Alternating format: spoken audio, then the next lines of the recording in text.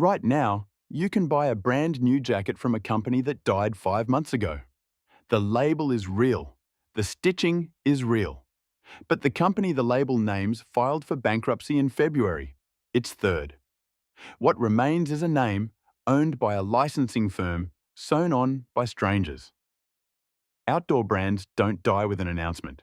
They die in a court filing on a quiet Friday, while the logo keeps walking. Tonight, 7 obituaries the industry never published. And at the end, a 3-step check to find out whether your favourite brand is already dead. Number 7. Moose Jaw. Died August 3rd, 2024. For 3 decades, Moose Jaw was the class clown of outdoor retail. The irreverent catalogue, the absurd marketing, the store people actually liked. Then it became a hot potato. In 2017, Walmart bought it for $51 million. In February 2023, Walmart passed it to Dick's Sporting Goods. 12 months later, Dick's closed 11 of its 15 stores and shut the Michigan headquarters where the whole culture lived. Employees had been told they had until 2025 to hit their targets. They found out otherwise with everyone else. On August 3rd, 2024, the last 3 stores went dark. Type moosejaw.com into a browser today and watch what happens. It redirects to Public Lands, a subsidiary of Dick's. The verdict: 2 owners in 18 months, and neither wanted the store. They wanted the customer file. The redirect is the tombstone. Number 6. Go-Light.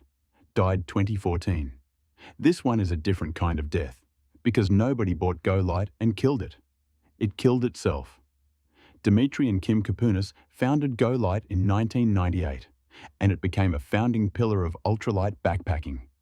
Gear stripped to the essential, a philosophy with a logo on it.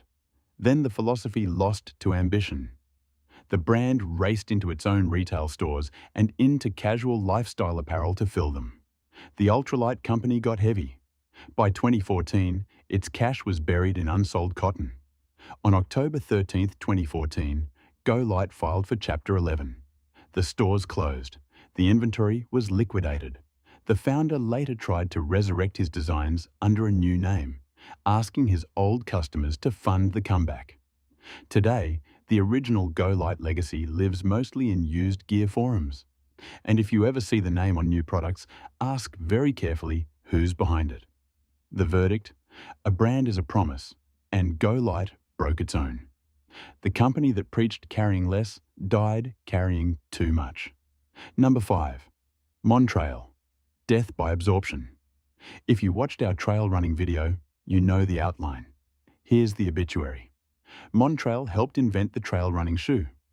In January 2006, Columbia bought it for $15 million. Then the machine went to work. By late 2007, sales were down more than 22%.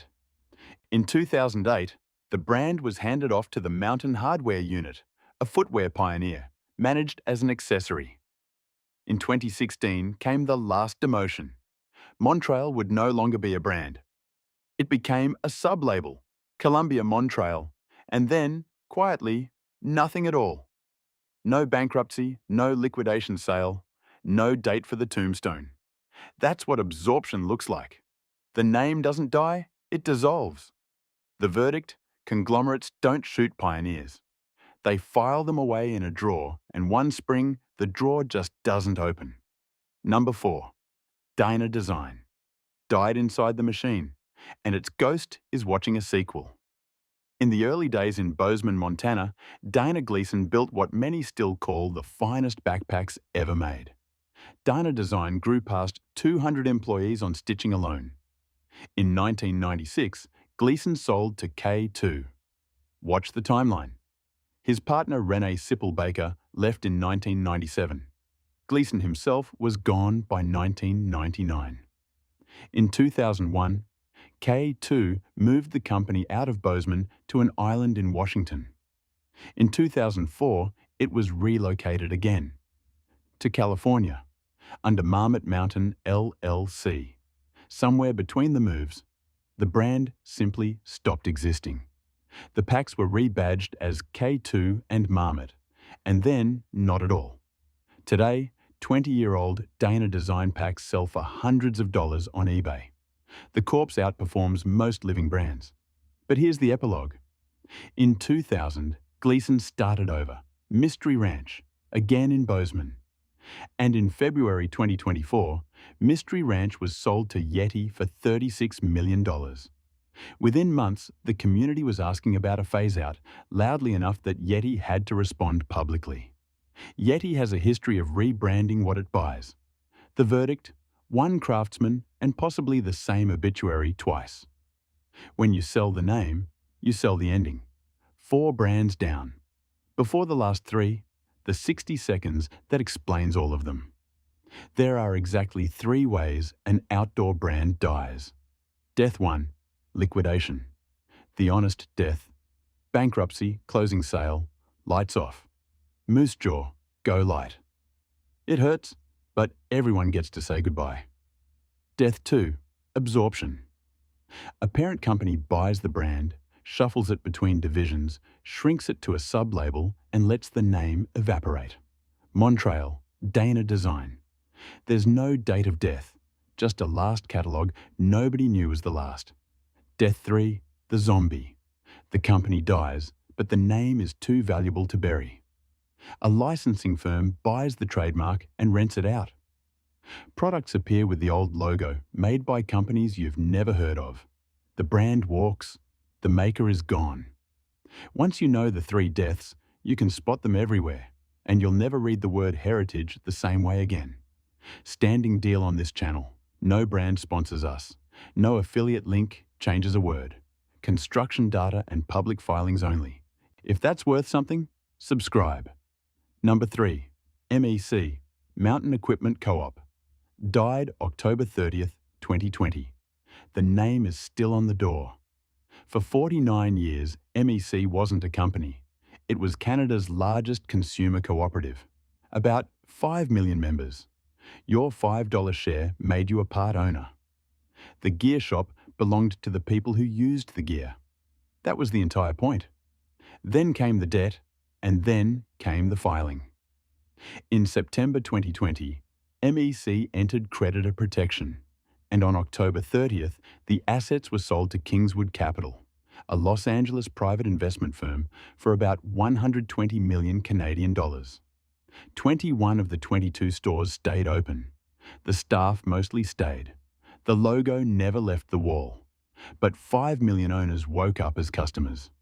Nobody mailed them a death certificate for the co-op because the storefront made it look alive. The verdict? This is the quietest death on the list. Everything survived except the reason it existed. Number 2, Eureka. Died October the 30th, 2024. Age? 129. We gave you the short version in our tent video. Here's the full weight of it. Eureka was founded in Binghamton, New York, in 1895. It made tents through 2 world wars. Johnson Outdoors bought it in 1973 and ran it for 50 years. And then, in 2024, the parent company decided the future was in jet boil stoves. The camping division didn't fit the spreadsheet. On October 30th, Eureka stopped manufacturing and selling camping products in the US and Canada. The military tent business was sold off separately. 129 years, ended not by scandal, not by failure of craft, but by a portfolio review. The verdict? Eureka didn't lose to a competitor. It lost a budget meeting. And number 1, Eddie Bauer, died 3 times, still on sale everywhere. Eddie Bauer was a real man, a Seattle outfitter who, after nearly freezing on a fishing trip, patented America's first down jacket in the 1930s. For decades, the brand meant serious expedition gear. Now, count the deaths. Death 1, 2003. Bankrupt, under the Spiegel catalog empire. Death 2, June 2009. Bankrupt again, sold to a private equity firm. Death 3 came in 2021, and this one was the strangest. The brand was split in half. The trademark went to Authentic Brands Group, a licensing house. The stores went to an operating company called Spark. The name and the maker were now 2 different businesses. And in February 2026, 5 months ago, the store operator filed for bankruptcy yet again, with plans to close more than 170 stores. Through all of it, the jackets never left the shelves. The logo never blinked. The zombie doesn't know it's dead. The verdict? The man patented warmth. The corporation patented the afterlife. What you're buying today is a license with sleeves. Before you go, the 3-step check. Is your favorite brand already dead? Step 1, the owner check. Search the brand name plus the word acquired. Count the owners over the last 10 years.